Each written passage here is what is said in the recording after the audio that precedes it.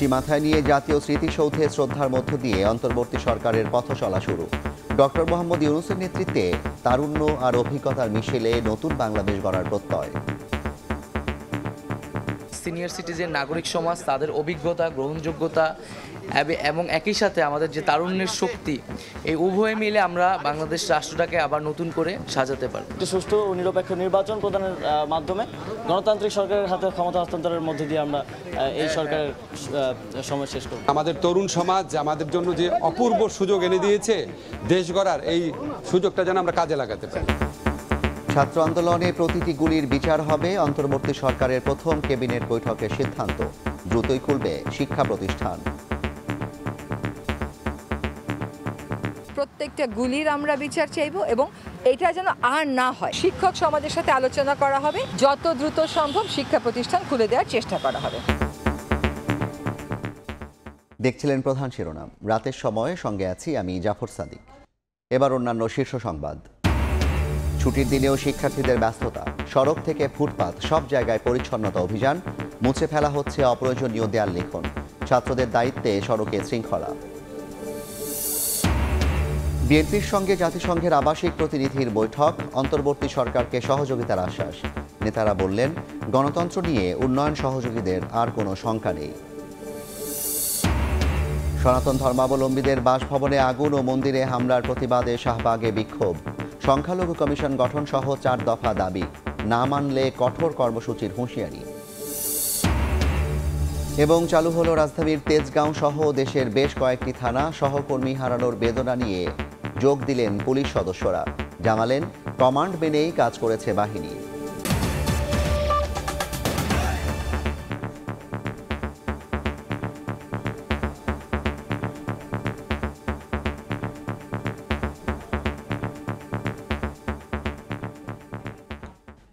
মহান মুক্তিযুদ্ধের বীর শহীদদের প্রতি শ্রদ্ধা জানিয়ে যাত্রা শুরু করে নবগঠিত অন্তর্বর্তীকালীন সরকার। সাভারে জাতীয় স্মৃতিসৌধে ফুল দিয়ে শ্রদ্ধা জানান প্রধান উপদেষ্টা ডক্টর মোহাম্মদ ইউনূস সহ অন্তর্বর্তীকালীন সরকারের অন্যান্য উপদেষ্টারা। এরপর কেন্দ্রীয় শহীদ মিনারেও ভাষা শহীদদের প্রতি শ্রদ্ধা জানান তারা। অতীতের সরকারগুলোর শপথ পরবর্তী শ্রদ্ধা জ্ঞাপনের রীতির সঙ্গে যোগ হল ভাষা শহীদদের অবদান স্মরণ। হিসেবে সরকারি ছুটি হলেও সদ্য সমাপ্ত গণ অভ্যুত্থানের পথ পেয়ে বাংলাদেশে নবগঠিত অন্তর্বর্তীকালীন সরকারের প্রথম দিন। শুক্রবার বেলা 10টার আগে হেলিকপ্টারে উড়ে সাভারের জাতীয় স্মৃতিসৌধে আসেন অন্তর্বর্তীকালীন সরকারের প্রধান উপদেষ্টা অধ্যাপক ডক্টর মোহাম্মদ ইউনূস। সঙ্গে ছিলেন সরকারে থাকা অন্য উপদেষ্টারাও। ঠিক 10টায় জাতীয় স্মৃতিসৌধের বেদিমূলে মহান মুক্তিযুদ্ধে বীর শহীদদের প্রতি শ্রদ্ধা জানান অন্তর্বর্তীকালীন সরকারের প্রধান উপদেষ্টা নোবেলজয়ী অর্থনীতিবিদ ডক্টর ইউনূস। 3 বাহিনীর চৌকস সদস্যরা সশস্ত্র সালামে সম্মান জানান, বাজানো হয় বিউগলও। এরপর অন্তর্বর্তীকালীন সরকারে শপথ নেয়া অন্যান্য উপদেষ্টাদের নিয়ে আবারও শ্রদ্ধা জানানো হয় শহীদদের প্রতি। রীতি অনুযায়ী স্মৃতিসৌধের পরিদর্শন বইতে নিজের মন্তব্য লেখেন অন্তর্বর্তীকালীন সরকারের প্রধান উপদেষ্টা। এ সময় উপস্থিত ছিলেন 3 বাহিনী ও পুলিশ প্রধান, মন্ত্রিপরিষদ সচিব সহ ঊর্ধ্বতন সামরিক বেসামরিক কর্মকর্তারা। পরে হেলিকপ্টারেই ঢাকায় ফেরেন প্রধান উপদেষ্টা সহ অন্য নীতি নির্ধারকরা। যে মিনার থেকে সর্বত্র ছড়িয়ে পড়েছিল রাষ্ট্র সংস্কারে দ্রোহের ডাক, যেখান থেকে ঘোষিত হয়েছিল সরকার পতনের 1 দফা দাবি, সেই স্মৃতির মিনারে ছুটে যান অন্তর্বর্তীকালীন সরকারের উপদেষ্টারা। অতীতের সরকারগুলোর শপথ পরবর্তী শ্রদ্ধা জানানোর রীতির সঙ্গে যোগ হল ভাষা শহীদদের অবদান স্মরণেরও। শ্রদ্ধা জানানোর রাষ্ট্রীয় এই 2টি কর্মসূচির মাধ্যমেই অন্তর্বর্তীকালীন সরকারে থাকা নতুন নীতি নির্ধারকরা দেশ পরিচালনার কর্মকাণ্ড আনুষ্ঠানিকভাবে শুরু করলেন। দেবাশিস রায়, সময় সংবাদ, ঢাকা। তারুণ্য ও অভিজ্ঞতার মিশেলে বাংলাদেশকে নতুন করে সাজানো হবে বলে জানিয়েছেন অন্তর্বর্তীকালীন সরকারের তরুণ উপদেষ্টারা। আর অভিজ্ঞরাও চাইছেন তারুণ্যের শক্তির সঙ্গে অভিজ্ঞতাকে কাজে লাগিয়ে অর্থনীতির ভঙ্গুর অবকাঠামো আবারও শক্তিশালী করতে। ছাত্র জনতার গণ অভ্যুত্থান, এসেছে কাঙ্ক্ষিত বিজয়। তবে এখনো অনেক কাজ বাকি আছে, অনেক চ্যালেঞ্জ। নতুন করে গড়তে হবে দেশের প্রতিটি খাতকে। শপথ নেয়ার পরদিন অন্তর্বর্তীকালীন সরকারের উপদেষ্টারা বীর শহীদদের প্রতি শ্রদ্ধা জানান জাতীয় স্মৃতিসৌধ এবং কেন্দ্রীয় শহীদ মিনারে। এ সময় অর্থ ও পরিকল্পনা মন্ত্রণালয়ের দায়িত্ব পাওয়া উপদেষ্টা সালেহ উদ্দিন আহমেদ জানান, দেশের আইনশৃঙ্খলা পরিস্থিতি স্বাভাবিক করার পর ঢেলে সাজাতে হবে ব্যাংকিং খাতকে, স্বাভাবিক করতে হবে সাধারণ মানুষের জীবন ও জীবিকাকে। নানা রকম চ্যালেঞ্জ, ব্যাংক সেক্টরের চ্যালেঞ্জ, অর্থনীতিতে পুনর্জীবিত করতে হবে, মানুষের জীবিকার যে একটা এফেক্ট পড়েছে এটাকে আপনার তাড়াতাড়ি আমাদের করতে হবে। তরুণদের ত্যাগ বৃথা যেতে দেওয়া যাবে না উল্লেখ করে আইন, বিচার ও সংসদ বিষয়ক মন্ত্রণালয়ের উপদেষ্টা ডক্টর আসিফ নজরুল বলেন, সবাই মিলে দ্রুতই দেশ গঠনে প্রয়োজনীয় পদক্ষেপ নিতে হবে। তরুণ সমাজ আমাদের জন্য যে অপূর্ব সুযোগ এনে দিয়েছে দেশ গড়ার, এই সুযোগটা যেন আমরা কাজে লাগাতে পারি। তারুণ্য ও অভিজ্ঞতার সমন্বয়ে বাংলাদেশকে নতুন করে সাজানো হবে বলে জানিয়েছেন অন্তর্বর্তীকালীন সরকারের ডাক, টেলিযোগাযোগ ও তথ্য প্রযুক্তি উপদেষ্টা নাহিদ ইসলাম। যুব ও ক্রীড়া উপদেষ্টা আসিফ মাহমুদ সজীব ভুইয়া বলেন, রাষ্ট্রীয় প্রতিষ্ঠানগুলোকে সুন্দর একটি পরিস্থিতিতে নিয়ে এসে গণতান্ত্রিক প্রক্রিয়াতেই নিয়ম মেনে ক্ষমতা হস্তান্তর করা হবে। আমাদের যারা সিনিয়র সিটিজেন, নাগরিক সমাজ, তাদের অভিজ্ঞতা, গ্রহণযোগ্যতা এবং একই সাথে আমাদের যে তারুণ্যের শক্তি, এই উভয়ে মিলে আমরা বাংলাদেশ রাষ্ট্রটাকে আবার নতুন করে সাজাতে পারি। যত দ্রুত সময়ের মধ্যে সম্ভব রিফরমেশনগুলো করে রাষ্ট্রীয় সকল প্রতিষ্ঠানকে একটি সুন্দর সুশৃঙ্খল ব্যবস্থার মধ্যে নিয়ে আসার মাধ্যমে একটি সুষ্ঠু ও নিরপেক্ষ নির্বাচন প্রদানের মাধ্যমে গণতান্ত্রিক সরকারের হাতে ক্ষমতা হস্তান্তরের মধ্যে দিয়ে আমরা এই সরকারের সময় শেষ করব। অচিরেই বিশ্ববিদ্যালয়ের হলগুলোতে শৃঙ্খলা ফিরিয়ে আনা হবে বলেও জানান তারা। ধ্রুব ব্যানার্জি, সময় সংবাদ, ঢাকা। ছাত্র আন্দোলনে চালানো প্রতিটি গুলির বিচার হবে। রাষ্ট্রীয় অতিথি ভবন যমুনায় অন্তর্বর্তীকালীন সরকারের প্রথম ক্যাবিনেট বৈঠক শেষে এই সিদ্ধান্তের কথা জানান পরিবেশ, বন ও জলবায়ু বিষয়ক উপদেষ্টা সৈয়দা রিজওয়ানা হাসান। তিনি বলেন, শিক্ষক সমাজের সঙ্গে আলোচনা করে দ্রুতই খুলবে শিক্ষা প্রতিষ্ঠান। এদিকে গণমাধ্যমে কোনো বিজ্ঞাপন বা প্রচারণায় ডক্টর ইউনূসের ছবি ব্যবহার নিষিদ্ধ করেছে প্রধান উপদেষ্টার কার্যালয়। ৭১-এর শহীদদের স্মরণে জাতীয় স্মৃতিসৌধে ও কেন্দ্রীয় শহীদ মিনারে ভাষা শহীদদের প্রতি শ্রদ্ধা নিবেদন শেষে অনানুষ্ঠানিক বৈঠকে বসে বৃহস্পতিবার রাতে শপথ নেয়া অন্তর্বর্তীকালীন সরকার। শুক্রবার ছুটির দিন হলেও প্রধান উপদেষ্টা সরকারি বাসভবন যমুনায় তাঁর সভাপতিত্বে উপদেষ্টা পরিষদের বৈঠক শুরু হয় বেলা 12:15টার দিকে। মাঝখানে জুমার নামাজ ও মধ্যাহ্নভোজের বিরতি দিয়ে বিকেল 4:15টার দিকে শেষ হয় উপদেষ্টা পরিষদের প্রথম সভা। বৈঠক শেষে পরিবেশ, বন ও জলবায়ু পরিবর্তন মন্ত্রণালয়ের উপদেষ্টা গণমাধ্যমকে জানান, প্রথম বৈঠকে প্রাধান্য পেয়েছে আইন শৃঙ্খলা ও অর্থনৈতিক সংক্রান্ত বিষয়াবলী। আইন শৃঙ্খলা পরিস্থিতিটা যত দ্রুত সময়ের মধ্যে সম্ভব কিভাবে নিয়ন্ত্রণে আনা যায় সেটা নিয়ে আলাপ আলোচনা চলছে। এটা বুঝতে হবে যে আজকেই সমস্যার সমাধান হবে না, কিন্তু সমস্যার সমাধান যত দ্রুত করা যায় সেই আলাপ আলোচনা হয়েছে। আলোচনা হয় সাম্প্রতিক ছাত্র আন্দোলনে হতাহতের ঘটনায় বিচারিক প্রক্রিয়ার বিষয়েও। আমরা ওইটা নিশ্চিত করব যে প্রত্যেকটা গুলির আমরা বিচার চাইব এবং এটা যেন আর না হয়, সেই রিফর্মের জন্য ওইরকমই একটা স্বচ্ছ অন্তর্ভুক্তিমূলক বিচারের আমরা প্রত্যয় ব্যক্ত করেছি। এ সময় নতুন সরকারের মেয়াদকাল নিয়েও সাংবাদিকদের প্রশ্নের জবাব দেন উপদেষ্টা। কি রিফর্ম চান এটা না বুঝে তো আমি মেয়াদের কথা বলতে পারবো না, কাজে এখনই মেয়াদ করে অস্থির হওয়ার কিছু নাই। আমরা সকলেই গণতান্ত্রিক দেশে একটা যাতে যাত্রা শুরু করতে পারি সেটার প্রস্তুতির জন্যই তো এই অন্তর্বর্তীকালীন সরকার। সেই প্রস্তুতিটা নেওয়ার জন্য যেটুকুন সময় দরকার শুধুমাত্র সেটুকুন সময়ই আমরা নেব। শেষ পর্যন্ত গণতন্ত্রের দিকেই আমাদের যাত্রা করতে। নতুন সরকারে কিভাবে শিক্ষার্থীদের আরো সম্পৃক্ত করা যায় সে বিষয়েও আলোচনা হয় উপদেষ্টা পরিষদে। এটার প্রক্রিয়া নিয়ে আমাদের মধ্যে আলোচনা হচ্ছে, কিন্তু আমাদের প্রাথমিকভাবে একটা সিদ্ধান্ত আগেও ছিল যে সহকারী উপদেষ্টা বা এইরকমভাবে কোনো একটা পদায়ন করে যে ছাত্রদের ওই মন্ত্রণালয়ে একটা হচ্ছে তদারকির সুযোগ থাকা, বক্তব্য রাখার সুযোগ থাকা, সেই ব্যবস্থাটি থাকবে। উপদেষ্টারা জানান, ছাত্র আন্দোলনে নিহত শিক্ষার্থী আবু সাঈদের পরিবারের প্রতি সমবেদনা জানাতে শনিবার রংপুর যাচ্ছেন প্রধান উপদেষ্টা অধ্যাপক ডক্টর মোহাম্মদ ইউনূস। ফারুক ভিয়া, রবিন, সময় সংবাদ, ঢাকা। এর আগে দায়িত্ব বন্টন করা হয় অন্তর্বর্তীকালীন সরকারের 13 উপদেষ্টার। প্রধান উপদেষ্টা ডক্টর মোহাম্মদ ইউনূস পেয়েছেন প্রতিরক্ষা সহ 27টি মন্ত্রণালয়ের দায়িত্ব। অর্থ মন্ত্রণালয়ের দায়িত্ব পেয়েছেন বাংলাদেশ ব্যাংকের সাবেক গভর্নর সালেহ উদ্দিন আহমেদ। আইন মন্ত্রণালয়ে ডক্টর আসিফ নজরুল এবং স্বরাষ্ট্রের দায়িত্ব পেয়েছেন ব্রিগেডিয়ার জেনারেল অবসরপ্রাপ্ত সাখাওয়াত হোসেন। বৈষম্য বিরোধী ছাত্র আন্দোলনের 2 সমন্বয়কের মধ্যে নাহিদ ইসলাম ও আসিফ মাহমুদ পেয়েছেন তথ্য প্রযুক্তি ও ক্রীড়া মন্ত্রণালয়ের দায়িত্ব। বৃহস্পতিবার রাতে শপথের মাধ্যমে শান্তিতে নোবেলজয়ী ডক্টর মোহাম্মদ ইউনূসের নেতৃত্বে পথ চলা শুরু হয় অন্তর্বর্তীকালীন সরকারের। শুক্রবার দুপুরে প্রধান উপদেষ্টা সহ ১৩ উপদেষ্টার দায়িত্ব বন্টন করে প্রজ্ঞাপন জারি করে মন্ত্রিপরিষদ বিভাগ। প্রধান উপদেষ্টা অধ্যাপক ডক্টর মোহাম্মদ ইউনূস দায়িত্ব পেয়েছেন প্রতিরক্ষা, সড়ক পরিবহন, সেতু মন্ত্রণালয়, তথ্য, বিদ্যুৎ, জ্বালানি, বাণিজ্য সহ ২৭টি মন্ত্রণালয়ের। মন্ত্রিপরিষদ বিভাগের দায়িত্ব রয়েছে তার হাতেই। বাংলাদেশ ব্যাংকের সাবেক গভর্নর সালেউদ্দিন পেয়েছেন অর্থ মন্ত্রণালয়ের দায়িত্ব। আইন মন্ত্রণালয়ের দায়িত্ব দেওয়া হয়েছে ঢাকা বিশ্ববিদ্যালয়ের আইন বিভাগের অধ্যাপক ডক্টর আসিফ নজরুলকে। সাবেক নির্বাচন কমিশনার ও নিরাপত্তা বিশ্লেষক ব্রিগেডিয়ার জেনারেল অবসরপ্রাপ্ত এম সাখাওয়াত হোসেন পেয়েছেন স্বরাষ্ট্র মন্ত্রণালয়ের দায়িত্ব। পরিবেশবিদ সৈয়দা রিজওয়ানা হাসানকে দেওয়া হয়েছে পরিবেশ মন্ত্রণালয়ের দায়িত্ব। মানবাধিকার সংগঠন অধিকারের সম্পাদক আদিলুর রহমান খান দায়িত্ব পেয়েছেন শিল্প মন্ত্রণালয়ের। তত্ত্বাবধায়ক সরকারের সাবেক উপদেষ্টা সাবেক অ্যাটর্নি জেনারেল হাসান আরিফ পেয়েছেন স্থানীয় সরকার মন্ত্রণালয়ের দায়িত্ব।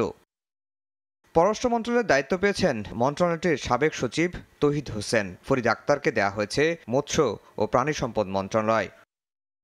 ধর্ম মন্ত্রণালয়ের দায়িত্ব দেওয়া হয়েছে হেফাজতে ইসলামের সাবেক নেতা আফমো খালিদ হোসেনকে। নূরজাহান বেগম পেয়েছেন স্বাস্থ্য মন্ত্রণালয়ের দায়িত্ব। সমাজ কল্যাণ মন্ত্রণালয়ের দায়িত্ব পেয়েছেন শারমিন মুর্শিদ। বৈষম্যবিরোধী ছাত্র আন্দোলনের সমন্বয়ক নাহিদ ইসলামকে দেওয়া হয়েছে তথ্য প্রযুক্তি মন্ত্রণালয়ের দায়িত্ব। আরেক সমন্বয়ক আসিফ মাহমুদ সজীব ভুঁইয়া পেয়েছেন যুব ও ক্রীড়া মন্ত্রণালয়ের দায়িত্ব। আফজাল হোসেন, সময় সংবাদ, ঢাকা। ডক্টর মোহাম্মদ ইউনূসের নেতৃত্বাধীন অন্তর্বর্তীকালীন সরকারকে বৈধতা দিয়ে রুলিং দিয়েছেন দেশের সর্বোচ্চ আদালত। অন্তর্বর্তীকালীন সরকারের উপদেষ্টাদের শপথের বৈধতা দিয়ে সুপ্রিম কোর্টের কাছে মতামত চেয়েছিলেন রাষ্ট্রপতি মোহাম্মদ শাহাবুদ্দিন। যেহেতু অন্তর্বর্তীকালীন সরকারের কোনো বিধান সংবিধানে নেই, সে কারণে সংবিধানের ১০৬ অনুচ্ছেদের ক্ষমতা বলে এ বিষয়ে আপিল বিভাগের মতামত চেয়েছিলেন রাষ্ট্রপতি। এর প্রেক্ষিতে দুর্যোগকালীন সময়ে মধ্যবর্তী সরকার দরকার বলে মত দিয়েছিলেন আপিল বিভাগের পূর্ণাঙ্গ বেঞ্চ। শপথের আগেই এ মতামত জানতে চান রাষ্ট্রপতি। বৃহস্পতিবার রাতে শপথ নেন অন্তর্বর্তীকালীন সরকারের ১৪ উপদেষ্টা। তাদের শপথ পাঠ করান রাষ্ট্রপতি মোহাম্মদ শাহাবুদ্দিন।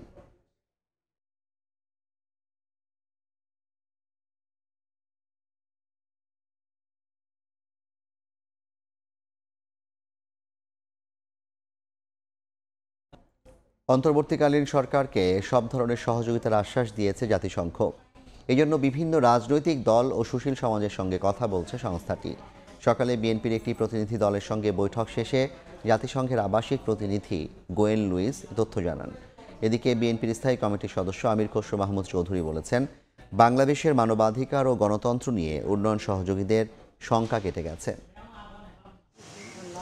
অন্তর্বর্তীকালীন সরকারের শপথ নেয়ার একদিন পরই বিএনপির প্রতিনিধি দলের সঙ্গে বৈঠক করেছে জাতিসংঘ।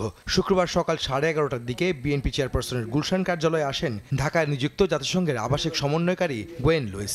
বিএনপির প্রতিনিধি হিসেবে ছিলেন দলটির মহাসচিব মির্জা ফখরুল ইসলাম আলমগীর, স্থায়ী কমিটির সদস্য আমির খসরু মাহমুদ চৌধুরী ও সাংগঠনিক সম্পাদক শামা ওবায়েদ। আধা ঘন্টার বৈঠক শেষে গণমাধ্যমে কথা বলেন গোয়েন লুইস। তিনি বলেন, ডক্টর মোহাম্মদ ইউনূসের অন্তর্বর্তীকালীন সরকারকে সব ধরনের সহযোগিতা করবে জাতিসংঘ। একই সঙ্গে দেশের উন্নয়ন ও অর্থনীতি বিষয়ে কিভাবে সহযোগিতা করা যায় সে বিষয়ে সব দলমতের মানুষের সঙ্গে কথা বলবেন তারা। We all have a responsibility for calm and peace on the streets, for all of the violence to stop, so that we can really start building and continuing to build on this incredible country, what it has already achieved, to continue the economic development, and we all need to work together closely to move forward. এদিকে আমির খসরু মাহমুদ চৌধুরী বলেন, ছাত্র জনতার অভ্যুত্থানের সমর্থন জানিয়েছে জাতিসংঘ। এমনকি দেশের গণতন্ত্র, মানবাধিকার ও নির্বাচন নিয়ে জাতিসংঘ সহ সবার শঙ্কা কেটে গেছে। বিশেষ করে ইউনাইটেড নেশনসের একটা বড় ধরনের সমর্থন ছিল বাংলাদেশের মানুষের হিউম্যান রাইটস ফিরিয়ে আনা, বাংলাদেশের উন্নয়ন পার্টনার যারা আছে তারা বাংলাদেশের আগামী দিনের ভবিষ্যৎ কী হবে সেটা নিয়ে সকলের মধ্যে একটা দ্বিধাদ্বন্দ্ব ছিল। আজকে সকলের সেই শঙ্কা কেটে গেছে। নিরপেক্ষ নির্বাচন নিয়েও কারো মধ্যে এখন আর শঙ্কা নেই বলে স্বস্তি প্রকাশ করেন বিএনপি নেতারা। আহমেদ সালেহীন, সময় সংবাদ, ঢাকা। রাতের সময় আরও থাকছে। সংকট কাটিয়ে ধীরে ধীরে বাড়ছে সরবরাহ, স্বস্তি ফিরছে নিত্যপণ্যের বাজারে। সিন্ডিকেটের দৌরাত্ম্য বন্ধের সুফল মিলছে বলছেন ভোক্তার মহাপরিচালক। ছুটির দিনেও বসে নেই শিক্ষার্থীরা, নিয়ন্ত্রণ করছে রাজধানীর সড়কের ট্রাফিক ব্যবস্থাপনা। একই সঙ্গে চলছে পরিচ্ছন্নতা কার্যক্রমও। শুধু তাই নয়, বিজ্ঞাপন, ব্যানার, ফেস্টুন অপসারণ সহ মুছে ফেলছে অপ্রয়োজনীয় দেয়াল লিখন। তোহা খান তামিমের রিপোর্ট।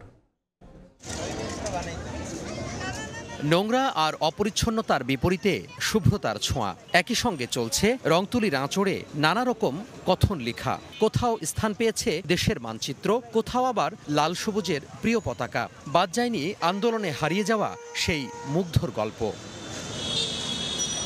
শুক্রবার ছুটির দিনে ফুটপাত থেকে শুরু করে সবখানেই চলছে পরিচ্ছন্নতা কার্যক্রম। সড়ক লাগোয়া দেয়ালে সাঁটানো অপ্রয়োজনীয় বিজ্ঞাপন, বিলবোর্ড অপসারণ আর নানা রকম অপ্রয়োজনীয় স্লোগান মুছে ফেলে সৌন্দর্য বৃদ্ধি করছেন শিক্ষার্থীরা। দেশ সংস্কারের অংশ হিসেবে এই কার্যক্রমে অংশ নিতে পেরে গর্বিত তারা। বিউটিফিকেশন কোনো ব্যাপার না, সরকার চাইলেই যে কোনোভাবে সব কিছুর দেখভাল করতে পারে, যেখানে সৌন্দর্যটা মেনটেন করতে পারবে। বাংলাদেশটাকে পুরো একদম সংস্কার করে ফেলবো। এক একজন হচ্ছে এক একটা পেইন্ট করতেছে, কেউ মেধার বিজয় লিখতেছে, কেউ হচ্ছে আমাদের স্বাধীনতা লিখতেছে।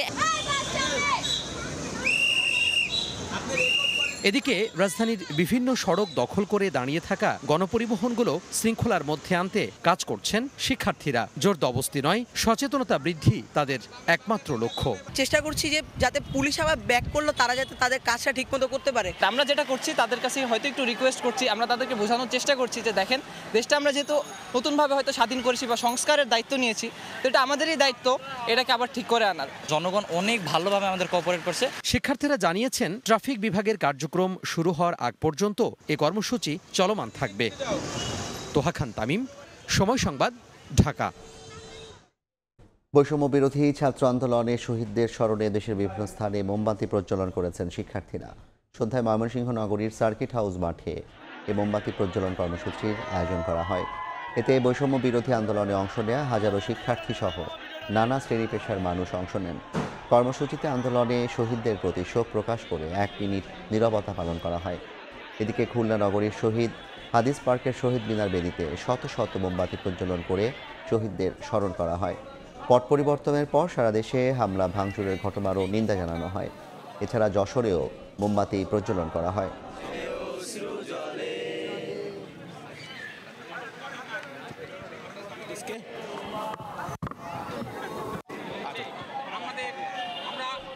খুলতে শুরু করেছে রাজধানীর থানাগুলো। কাজ শুরু হয়েছে সীমিত পরিসরে। বাকি সদস্যদের থানায় ফেরার আহ্বান জানিয়ে পুলিশ বলছে, জনগণের হারানো আস্থা পুনরুদ্ধার করবে বাহিনী। মাত্র একদিন আগেও রাজধানীর থানাগুলোর মূল ফটকে ছিল তালা, বন্ধ ছিল সব সেবা কার্যক্রম। তবে একদিনের ব্যবধানে পুলিশ সদস্যরা ফিরতে শুরু করেছেন থানায়। শুক্রবার সকাল থেকে খুলতে শুরু করে থানাগুলো। থানায় এসে আবেগ আপ্লুত হয়ে পড়েন পুলিশ সদস্যরা। জানান, ভীতিকর অবস্থা কাটিয়ে উঠতে পেরেছে সবাই। সহকর্মী হারানোর বেদনা নিয়ে কাজ শুরু করে জনগণের আবারও আস্থা অর্জন করতে চান তারা। আসলে আমাদের পুরো পরিবার, আমার পুরো পুলিশ সদস্য, আমরা সত্যিকারের ট্রমাটাইজড। তার ভিতরে আমরা আসলে জনগণের প্রয়োজনেই কাজ করি। আমাদের ব্যর্থতা অনেক সময় আমরা জনগণকে বুঝাইতে পারি না, যেহেতু আমরা সবসময় কমান্ডে কাজ করি, একটা চেন অফ কমান্ড কাজ করে। আমরা এর আগেও যা করছি অর্ডারে করছি, আজকেও অর্ডার করেছে, তাই আমি থানায় চলে আসছি। পুলিশের প্রতি যে ক্ষোভ আপনাদের আছে, সেটা কিছু ভুল সিদ্ধান্তের কারণে এটা হয়েছে। এই জন্য কিন্তু সমগ্র পুলিশ বাহিনী দোষী না, সমগ্র পুলিশের অধিকাংশ মানুষই দোষী না। পুলিশকে আবার নতুন ফরমেশনে আনার জন্য কাজ করার আপনাদের পরিবেশ তৈরি করে আপনাদেরকে দিতে হবে। অতএব আপনাদেরকে সবাই, সুনাগরিক যারা আছেন সবাইকে আমি রিকোয়েস্ট করছি, আপনারা প্রত্যেকটা থানাকে পুলিশের জন্য কাজের উপযোগী করে দিবেন। পুলিশের সার্বিক কাজ স্বাভাবিক রাখতে সহযোগিতা করছেন সেনাবাহিনীর সদস্যরা। আমাদেরকে পুলিশকে আগে বাঁচাইতে হবে, তাদেরকে রিফর্ম করে নতুন করে কাজ করার জন্য তাদেরকে সেভ করাটা আমার অত্যন্ত জরুরি। এছাড়া ওই থানার ভেতরে ব্যাপক অনেক অস্ত্র রয়েছে। যদি এগুলো সন্ত্রাসীদের কাছে চলে যেত তাহলে এটা আমাদের নিরাপত্তার জন্য একটা চ্যালেঞ্জ হয়ে যেত। এদিকে পুলিশ সদস্যদের সহযোগিতার আশ্বাস দিয়েছেন সাধারণ মানুষ। এই দেশের আপামর জনগণের চাহিদা এই মুহূর্তে যে সমস্ত থানাগুলি চালু হোক। আমাদের সেনাবাহিনী বাইরে আছেন, পাশাপাশি আমরা সাধারণ জনতা, ব্যবসায়ী, আমরাও ওনাদেরকে সহযোগিতা করব। সময়ের সঙ্গে সঙ্গে পরিস্থিতি স্বাভাবিক হওয়ার প্রত্যাশা সবার। নিবিড় সাহা, সময় সংবাদ, ঢাকা। শেখ হাসিনা সরকার পতনের পর দেশের বিভিন্ন স্থানে হিন্দুদের উপর হামলার প্রতিবাদে অবস্থান কর্মসূচি ও বিক্ষোভ করেছেন সনাতন ধর্মাবলম্বীরা। এতে সংখ্যালঘুদের উপর নির্যাতন বন্ধে সংখ্যালঘু কমিশন গঠন সহ 4 দফা দাবি তোলেন তারা। দাবি পূরণ না হলে আরও কঠোর কর্মসূচি দেওয়ার হুঁশিয়ারি তাদের।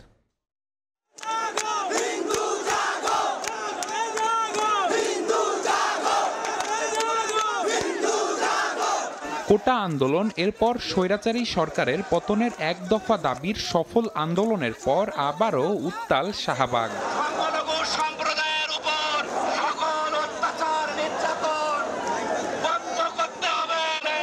শেখ হাসিনা সরকারের পতনের পর দেশজুড়ে সংখ্যালঘু ধর্মাবলম্বীদের বাড়িঘরে হামলা এবং মন্দিরে হামলা ও আগুন দেওয়ার ঘটনা ঘটে। এ নিয়ে জাতীয় প্রেসক্লাবে প্রতিবাদ ও বিক্ষোভ কর্মসূচি শেষ করে শাহবাগে অবস্থান নেন সংখ্যালঘু সম্প্রদায়ের মানুষ। রাস্তা অবরোধ করে নির্যাতন বন্ধের দাবিতে বিক্ষোভ করেন তারা। গ্রামে গ্রামে গিয়ে যে মন্দিরগুলো পোড়াতে হচ্ছে, পোড়া নিতেছে, ওরা এর বিরোধিতা করতেছে। এগুলো ওরা কেন করতেছে? স্বাধীন হলে মন্দির কেন পাহারা দিতে হবে? বাবলদের অত্যাচার করতেছে, সেইটার বিচার চাই। আমাদের অধিকার চাই, অধিকার বাস্তবায়ন করতে হবে। এতে নেতারা হামলা ও নির্যাতন বন্ধে সংখ্যালঘু সুরক্ষা কমিশন গঠন সহ 4 দফা দাবি তোলেন। জানান, স্বাধীন দেশে সবার সমান অধিকার থাকা উচিত, দেশ হোক নিরপেক্ষ। যখন সরকার পরিবর্তনের সময় হয় তখন হিন্দুদের উপর আবর্তন হয়। আমরা চাই রাষ্ট্র ধর্ম নিরপেক্ষ ধর্ম চাই, স্বাধীনভাবে বাঁচতে চাই। রাজনীতিতে যেন ধর্ম বৈষম্য না থাকে, এটা খেয়াল রাখতে হবে। দ্বিতীয়বার আমরা স্বাধীন করছি, তৃতীয়বার আর স্বাধীন করতে চাই না। আমাদের দাবি যদি পূরণ না হয় তাহলে অনির্দিষ্টকালের জন্য আমরা কর্মসূচি রাখবো। দাবি অনুযায়ী দেশে সংখ্যালঘু নির্যাতন বন্ধ না হলে আরো কঠোর কর্মসূচির ঘোষণা আন্দোলনরতদের। নিবিড় সাহা, সময় সংবাদ, ঢাকা।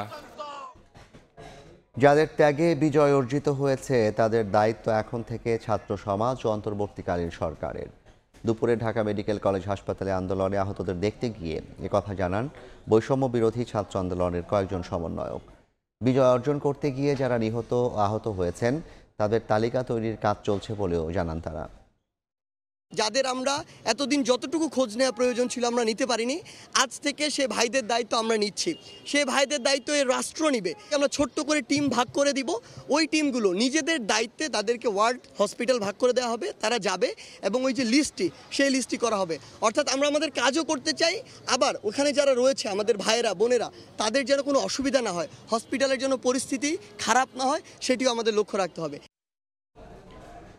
আন্দোলনে হাত পা হারানো শিক্ষার্থী, ছাত্রদল নেতাকর্মীদের চিকিৎসা, আর্টিফিশিয়াল অঙ্গ প্রতিস্থাপন সহ আর্থিক সহায়তা নিশ্চিত করতে অন্তর্বর্তীকালীন সরকারের কাছে দাবি জানিয়েছে ছাত্রদল।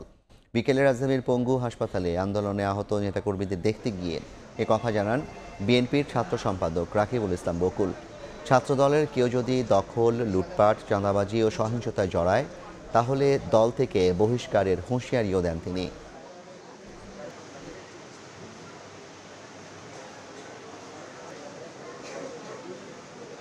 যে এখানে আসে শুয়ে অনেকের রোজগার তার উপর নির্ভর করছিল, সে রোজগারটা বন্ধ হয়ে গেছে। এখন আমরা দলের পক্ষ থেকে যেটুকু পারি সাহায্য করব, তবে বড় সাহায্যটা সরকারকেই করতে হবে। সেই পরিবারকে সরকারিভাবে যদি তাদেরকে যেটা আর্টিফিশিয়াল পা বলে সেটা যদি পুনর্বাসন তো তারা করবেই, তারপর যদি কোনো ধরনের গাফিলতি থাকে, কোনো জায়গায় কোনো গ্যাপ থাকে, আমরা দলের পক্ষ থেকে এটা দৃষ্টি রাখছি, আমরা করব। রাতের সময় আরও থাকছে। আগামী 10 সেপ্টেম্বর প্রথম নির্বাচনী বিতর্কে অংশ নেবেন ডোনাল্ড ট্রাম্প ও কামালা হ্যারিস। রিপাবলিকান প্রার্থী গণতন্ত্রের জন্য হুমকি, মন্তব্য জো বাইডেনের। ছাত্র আন্দোলনে গণহত্যায় দায়ীদের বিরুদ্ধে সঠিক বিচারের দাবি জানিয়েছেন ইসলামী আন্দোলন বাংলাদেশের আমির সৈয়দ মোহাম্মদ রেজাউল করিম। সহিংসতা, সন্ত্রাস ও চাঁদাবাজি বন্ধে অন্তর্বর্তীকালীন সরকারকে দ্রুত ব্যবস্থা নেওয়ার আহ্বান জানান তিনি।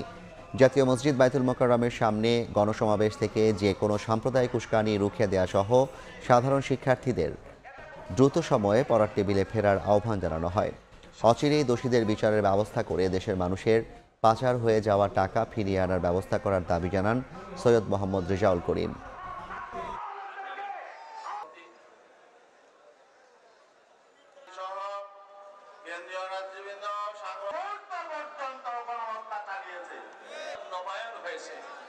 আজকে আমাদের মুখে হান সকলকে আহ্বান জানাবো, খুনিদেরকে চিহ্নিত করে বাংলার জমিনে মাটিতে বিচার করতে হবে। এই যেই সমস্ত জালেম, যেই সমস্ত দুর্নীতিবাজ, আমার শ্রমিক ভাইরান, এই কষ্ট উপার্জিত যেই সম্পদ সরকারি ফান্ড জমা হয়েছিল, যারা এই সম্পদ টাকা লুট করেছে, বিদেশে বেগমপাড়া তৈরি করেছে, সুইস ব্যাংকে টাকা জমা রেখেছে, অচেরেই ওদের টাকা ক্লোজ করে সরকারি ফান্ডে জমার ব্যবস্থা করতে হবে। শেখ হাসিনার দম্ভ দেশের জনগণ চূর্ণ বিচূর্ণ করে দিয়েছে বলে মন্তব্য করেছেন বাংলাদেশ কমিউনিস্ট পার্টির সাধারণ সম্পাদক রুহিন হোসেন প্রিন্স। সকালে রাজধানীর পল্টনে গণতান্ত্রিক, অসাম্প্রদায়িক, বৈষম্যহীন ও শোষণমুক্ত বাংলাদেশ গড়া শীর্ষক এক সমাবেশে একথা বলেন তিনি। এ সময় তিনি ছাত্র জনতা হত্যায় জড়িত সবার বিচার করার জন্য দ্রুত ব্যবস্থা গ্রহণের আহ্বান জানান।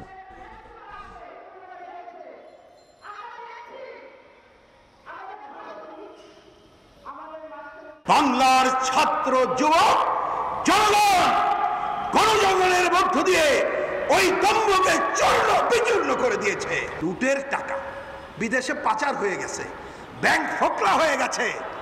আগামীকাল ঘোষণা শুনতে চাই, এদের বিরুদ্ধে ব্যবস্থা হচ্ছে, খাট ধরে এই টাকা আদায় করা হচ্ছে। কোথাও কোনো জানমালের ক্ষতি হবে না, এই নির্দেশনা দেখতে চাই। আপনারা কিন্তু নির্বাচিত সরকার না, আপনাদের প্রতি আহ্বান, নির্বাচিত সরকারের কাছে ক্ষমতা তুলে দিতে হবে।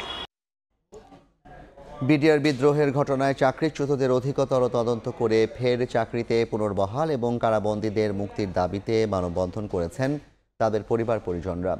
দুপুরে জাতীয় প্রেস ক্লাবের সামনে এক মানববন্ধনে এসব দাবি জানান তারা। এ সময় তারা বলেন, ঘটনার সময় অনেক সদস্য ছুটিতে ছিলেন, অনেকের কর্মস্থল ছিল রাজধানীর বাইরে, অনেক সদস্য চাকরিতে যোগদান করেছিলেন যারা কেউই ওই ঘটনার সঙ্গে বিন্দু মাত্র জড়িত ছিলেন না। কিন্তু তাদের অনেককেই চাকরিচ্যুত করা হয়েছে, অনেককে প্রহসনের বিচারের মাধ্যমে কারাবন্দী রাখা হয়েছে আজ 15 বছর যাবৎ, এমনটা অভিযোগ করেন স্বজনরা। ঘটনার পর একটি তদন্ত প্রতিবেদন তৈরি করা হলেও অধিকাংশই তৎকালীন সরকার আমলে নেয়নি বলেও অভিযোগ তাদের। প্রয়োজনে অধিকতর তদন্ত করে বিনা দোষে সাজা পাওয়া বিডিআর সদস্যদের ন্যায্য বিচার দাবি পরিবারের সদস্যদের।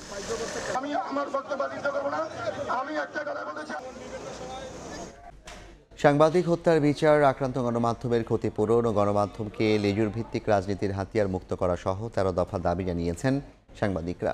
এক সংবাদ বিজ্ঞপ্তিতে দাবি জানায় গণমাধ্যম সংস্কার উদ্যোগ। সংবাদ বিজ্ঞপ্তিতে গণমাধ্যমকে জনগণের পক্ষে মুক্ত ও স্বাধীনভাবে কাজ করার নিশ্চয়তার দাবিও জানানো হয়। সাংবাদিকতাকে গণতন্ত্রের চতুর্থ স্তম্ভ বলা হলেও রাজনীতির মাঠ কিংবা আন্দোলন সংগ্রামে বরাবরই আক্রমণের লক্ষ্যবস্তু যেন সংবাদ মাধ্যমগুলো। সংবাদ সংগ্রহ করতে গিয়ে বারবারই নানাভাবে আক্রান্ত হন সংবাদকর্মীরা। কখনো কখনো ঘটে প্রাণহানির ঘটনাও, এমনকি শাসক ও মালিক পক্ষের অযাচিত হস্তক্ষেপেও স্বাধীন সাংবাদিকতা করতে বাধার মুখে পড়েন গণমাধ্যম কর্মীরা। বাংলাদেশের এখন যে দুর্নীতি, এমন পরিস্থিতিতে সাংবাদিকদের অসংখ্য সংগঠন থাকলেও গণমাধ্যম কর্মীদের অধিকার রক্ষা কিংবা সুরক্ষায় পদক্ষেপ নিতে কার্যত ব্যর্থ তারা। এমন পরিস্থিতির অবসান চায় গণমাধ্যম সংস্কারের উদ্যোগ। এক সংবাদ বিজ্ঞপ্তিতে সাংবাদিক হত্যার বিচার, ক্ষতিপূরণ প্রদান ও গণমাধ্যমকে লেজুর ভিত্তিক রাজনীতির হাতিয়ার মুক্ত করা সহ 13 দফা দাবি জানানো হয়। দাবির মধ্যে রয়েছে ছাত্র জনতার আন্দোলনের সময় নিহত সাংবাদিকদের হত্যার বিচার নিশ্চিত করা, আহত গণমাধ্যম কর্মী ও আক্রান্ত গণমাধ্যমকে ক্ষতিপূরণ দেয়া, গণমাধ্যম কর্মীদের জন্য অভিন্ন ওয়েজবোর্ড প্রণয়ন ও নবম ওয়েজবোর্ড বাস্তবায়ন, শ্রম আইন অনুযায়ী লভ্যাংশ বন্টন, গণমাধ্যম ও স্বাধীন মত প্রকাশ বিরোধী নিবর্তনমূলক আইনের সকল ধারা বাতিল, আইসিটির ডিজিটাল নিরাপত্তা আইন ও সাইবার সিকিউরিটি আইনের অধীনে গণমাধ্যম কর্মীদের বিরুদ্ধে দায়েরকৃত সকল মামলা প্রত্যাহার, গণমাধ্যম যেন গণমানুষের মুখপাত্র হিসেবে কাজ করতে পারে তা নিশ্চিত করা। সংবাদ বিজ্ঞপ্তিতে গণমাধ্যমের যেসব মালিক ও নির্বাহীরা গণমাধ্যমকে রাজনৈতিক হাতিয়ার হিসেবে তৈরি করেছে, তদন্ত সাপেক্ষ তাদের বিচারের আওতায় আনারও দাবি জানানো হয়। মাইনুল হাসান, সময় সংবাদ, ঢাকা। শিক্ষার্থীদের বাজার তদারকির সুফল পাচ্ছেন ক্রেতা বিক্রেতারা। চাঁদাবাজির বন্ধে তাদের কঠোর অবস্থানের মুখে কমেছে বেশিরভাগ পণ্যের দাম। শিক্ষার্থীদের সঙ্গে নিয়ে এবার বাজার সিন্ডিকেট ভাঙার হুঁশিয়ারি দিলেন জাতীয় ভোক্তা অধিকার সংরক্ষণ অধিদপ্তরের মহাপরিচালক।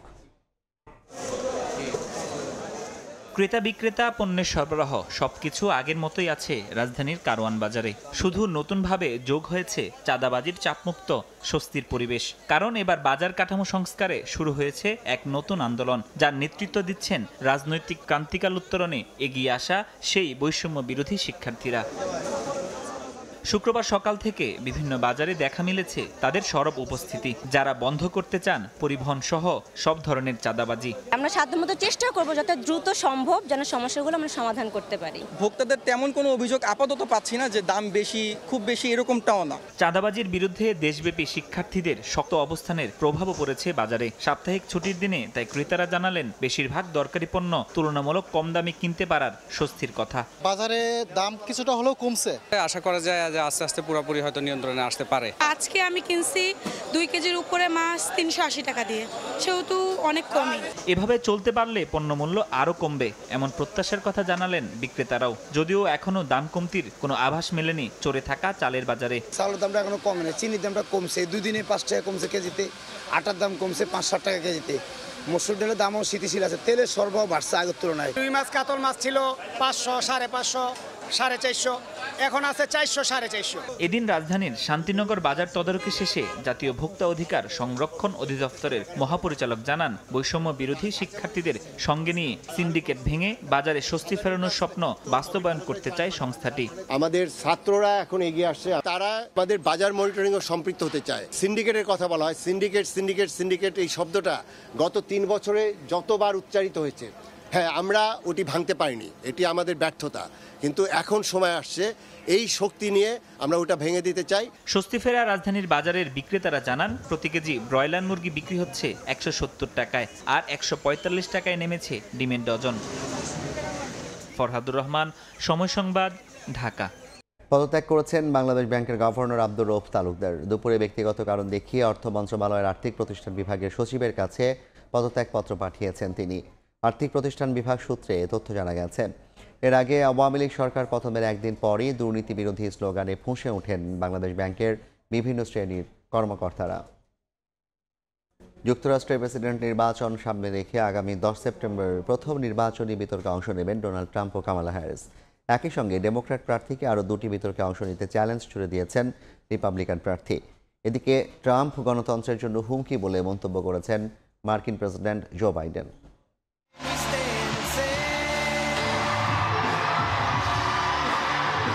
আগামী 5 নভেম্বর যুক্তরাষ্ট্রের প্রেসিডেন্ট নির্বাচনের ভোট গ্রহণ প্রচারণায় ব্যস্ত সময় পার করছে রিপাবলিকান ও ডেমোক্র্যাট শিবির। প্রতিটি সমাবেশে গিয়ে একে অপরের সমালোচনা করছেন নেতারা, ছুড়ে দিচ্ছেন একের পর এক চ্যালেঞ্জ। বৃহস্পতিবার ফ্লোরিডার পাম বিচে নিজ বাসভবনে এক সংবাদ সম্মেলনে কামালা হ্যারিসকে 3টি বিতর্কে অংশ নেওয়ার চ্যালেঞ্জ জানিয়েছেন ডোনাল্ড ট্রাম্প। 4, 10 ও 25 সেপ্টেম্বর তারিখও নির্ধারণ করেছেন তিনি। বিতর্কে অংশ নিতে ট্রাম্প রাজি হয় খুশি কামালাও। এরই মধ্যে নিজের প্রস্তুতি নেওয়ার কথাও জানিয়েছেন তিনি। মার্কিন গণমাধ্যমগুলো বলছে আগামী 10 সেপ্টেম্বর এবিসিতে বিতর্কে অংশ নেবেন ট্রাম্প ও কামালা। 2 প্রতিদ্বন্দ্বী প্রার্থীর মধ্যে এটি হবে প্রথম মুখোমুখি বিতর্ক। সাম্প্রতিক কয়েকটি জরিপে আসন্ন নির্বাচনে দুজনের মধ্যে হাড্ডাহাড্ডি লড়াই হওয়ার আভাস পাওয়া গেছে। এদিকে ট্রাম্প গণতন্ত্রের জন্য হুমকি বলে মন্তব্য করেছেন মার্কিন প্রেসিডেন্ট জো বাইডেন। এমনকি আগামী নির্বাচনে যদি ট্রাম্প হেরে যান তাহলে সেই পরাজয় তিনি শান্তিপূর্ণভাবে মেনে নেবেন না বলেও আশঙ্কা প্রকাশ করেছেন বাইডেন। এর আগে 2020 সালের নির্বাচনে পরাজয় কোনোভাবেই মেনে নিতে পারেননি তৎকালীন প্রেসিডেন্ট ডোনাল্ড ট্রাম্প। 2021 সালের 6 জানুয়ারি যুক্তরাষ্ট্রের পার্লামেন্ট ভবন ক্যাপিটল হিলে হামলা চালায় তার সমর্থকরা। এতে আহত হয়েছিলেন শতাধিক পুলিশ ও সাধারণ মানুষ। রাহানুল রানা, সময় সংবাদ। খেলার খবর। 2টি 4 দিনের ম্যাচ খেলতে পাকিস্তানে গেল বাংলাদেশের দল। ইতিবাচক পরিবর্তনের স্লোগান আর তার বাস্তবায়ন এই সফর থেকে শুরু করতে চায় ম্যানেজমেন্ট। পাকিস্তানের সুইং আর বাউন্সিং কন্ডিশন কাজে লাগিয়ে পেসারদের জন্য এই সিরিজ অভিজ্ঞতা সমৃদ্ধের দারুণ সুযোগ বলছেন তারা। নতুন প্রত্যাশায় ভোরের সূর্য ফুটেছে, ধীরে ধীরে স্বাভাবিক হচ্ছে জনজীবন। অন্তর্বর্তীকালীন সরকারের দায়িত্ব নেওয়ার পর সর্বত্রই সংকট কাটছে দ্রুত, স্বস্তি ফিরেছে ক্রিকেটেও, এমন ছবি যেন তারই জানান দেয়। জাতীয় দলের আদলে এ দলের পাকিস্তান সফর, দুটো 4 দিনের ম্যাচ আর 3টা ওয়ানডে, 15 ক্রিকেটার সঙ্গে কোচিং স্টাফ, এক ভিন্ন মুহূর্ত।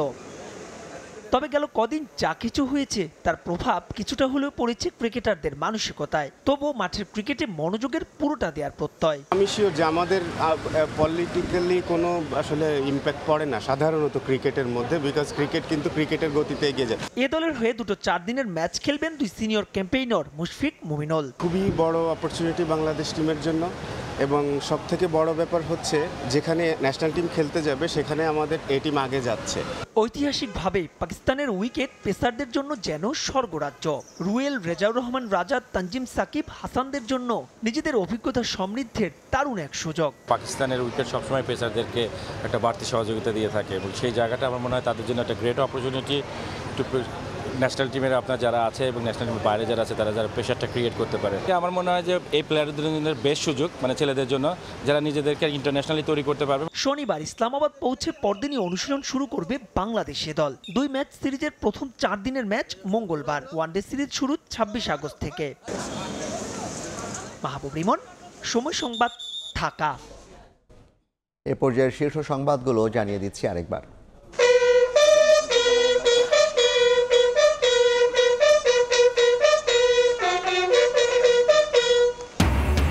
বৃষ্টি মাথায় নিয়ে জাতীয় স্মৃতিসৌধে শ্রদ্ধার মধ্য দিয়ে অন্তর্বর্তী সরকারের পথ চলা শুরু।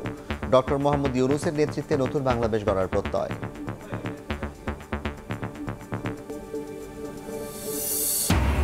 অন্তর্বর্তীকালীন সরকারকে বৈধতা দিয়ে দেশের সর্বোচ্চ আদালতের রুলিং, ছাত্র আন্দোলনে প্রতিটি গুলির বিচার হবে। নতুন সরকারের প্রথম ক্যাবিনেট বৈঠকে সিদ্ধান্ত। এবং ছুটির দিনেও শিক্ষার্থীদের ব্যস্ততা, ট্রাফিক ব্যবস্থাপনার পাশাপাশি সড়ক ও ফুটপাতে পরিচ্ছন্নতা অভিযান, আন্দোলনে নিহতদের স্মরণে মোমবাতি প্রজ্বলন।